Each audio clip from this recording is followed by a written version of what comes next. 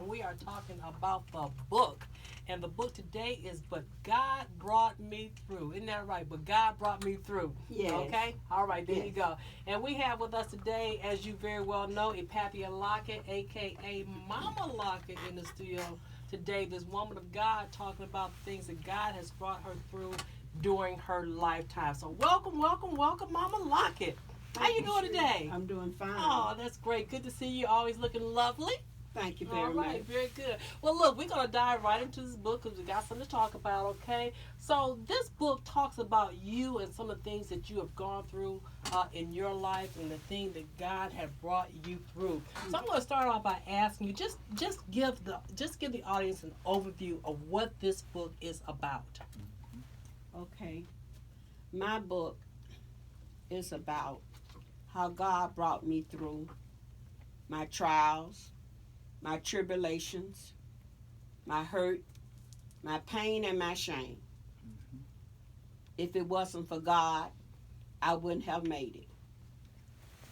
It tells about the sickness that I've been through.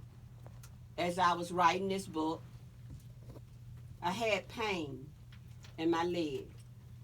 The pain went all the way up to my hip. I went to the doctor. The doctor presumed it was a blood clot, but God prevailed, and they found out it was negative, and it was a miracle from God. Well, all right there. So that's just one of the things that God brought you through. But let's take it back a little bit further than that, okay? Because you grew up in a family that was poor. And when we talk about poor, I don't even think I can begin to describe it. But what was it like being poor in your household? Okay, Sharita. Poor for me, we didn't have any lights. And we had kerosene lamps in order for me to do my homework. And poor for me, we didn't have no running water like you have today. We had to go to the neighbor's house next door to get water to drink and to take baths. We didn't have any firewood. We had to break up chairs and pull up linoleum from the floor in order to have firewood and to keep warm. You had to break up the furniture in the house that you Yes. all used to make Wood fire? wood chairs. We had to break up the wood chairs and to pull a linoleum from the floor in order to make a fire to keep warm. All right there. That's a poor that I certainly don't know, and probably a great many people that are listening to this can't even relate to. You said something about going next door to use your neighbor's water. Did your neighbors have an open door for this? I mean, did they understand that kind of poor? Were they equally as poor? They just opened their Well, back open in the the house day, to you. well, back in the day, Sharita, you could always go back next door to a neighbor and get a cup of sugar. That's true. A cup of flour. So if you out of water, if you out of sugar, back in the day that I grew up in, you could do that, and they didn't think nothing of Didn't it, think and anything and of they it. didn't mind sharing. Back when I came up, they would share. They would share. Well, let me ask you this, because you talk about another thing in the book, and I want to say something here. When you first started talking about this, you were talking about the pain and the shame. What was that shame? The shame was when I was at school, I didn't have no food to eat. So the kids made fun of me and they laughed at me because when I walked in the lunchroom,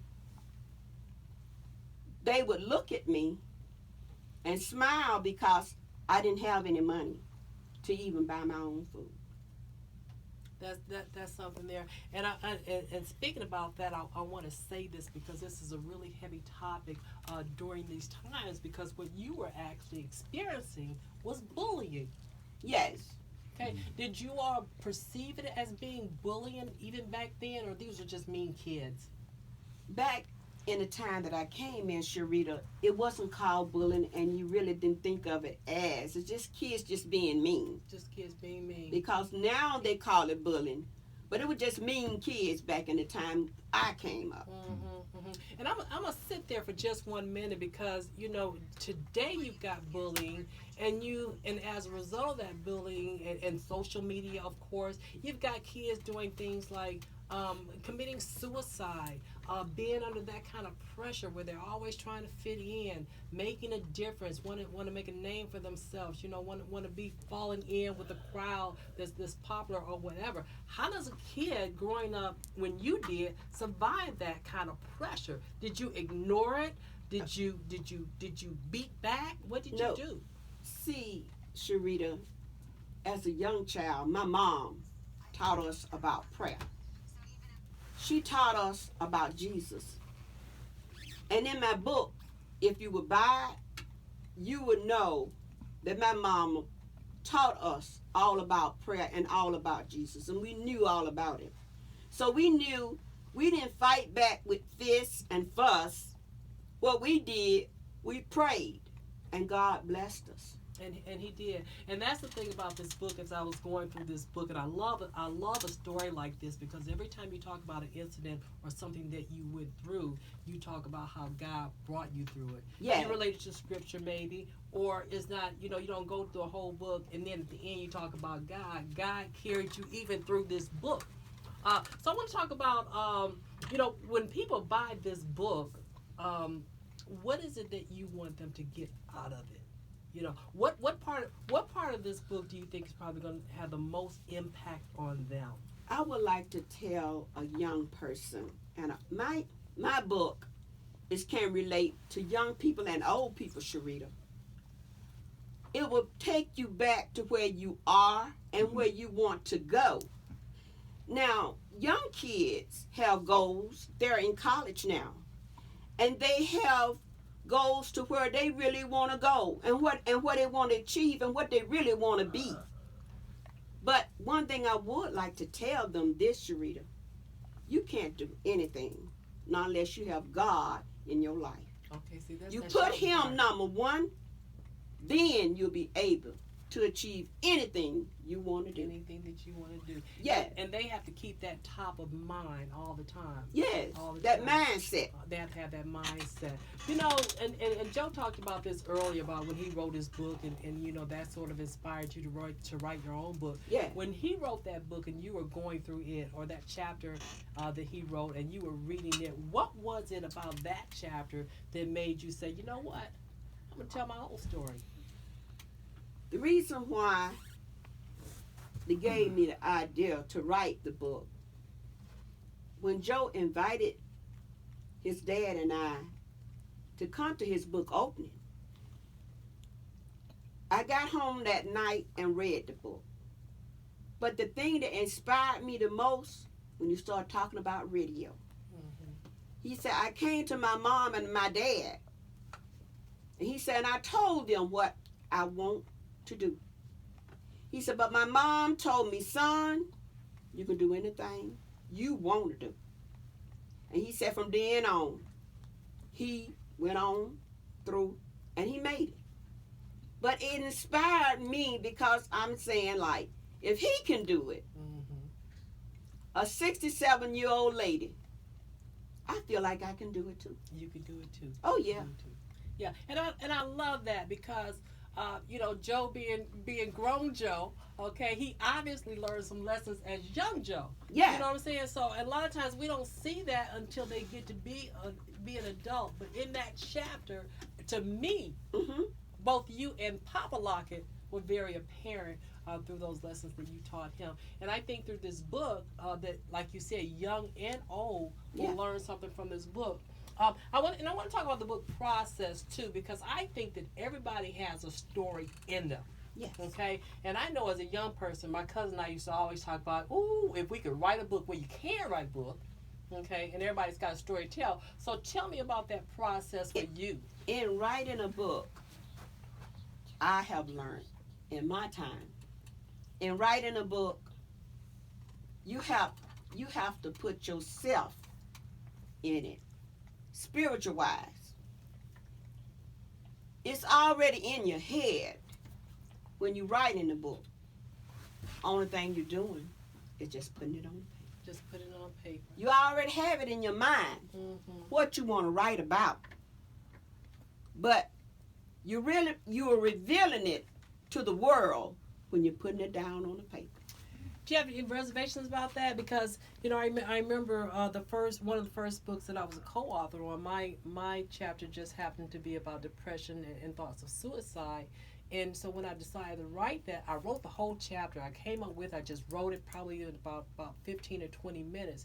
And then I pulled back because I was like, oh my God, do I want people to know this about me? So some of the stuff you talk about in here, being poor, going to school, being bullied, your sickness, did you have any reservations about revealing that to people? No, Sharita, I did not. Simply because I wrote it, I wanted the world to know. Don't never forget where you come from. Mm-hmm. And I'm not ashamed because I was poor, but I wasn't the only one being poor. My sisters and brothers was poor along with me. Mm-hmm.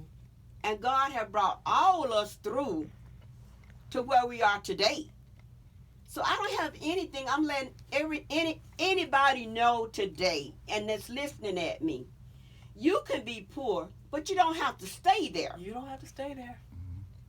God can bring you from poor to the riches, but you got to believe. You got to. Because it's Him that's doing it. Now, you're not doing this on your own, but you ain't got to stay there. All and right, you ain't got to wallow in it. You ain't got to wallow, because He'll pick you up. I don't care how far you fall into that ditch. All right. He will pull you up, and He will shake you off, and He'll turn you around. And my book will tell you all about that. Won't He do it? He'll do it. He'll do it. He'll do it every time. We in church, people. We having church. He will do it every time. He'll do it I every know. time. I know. That's I'm a exactly witness, Sharita. I'm a witness. He'll do it.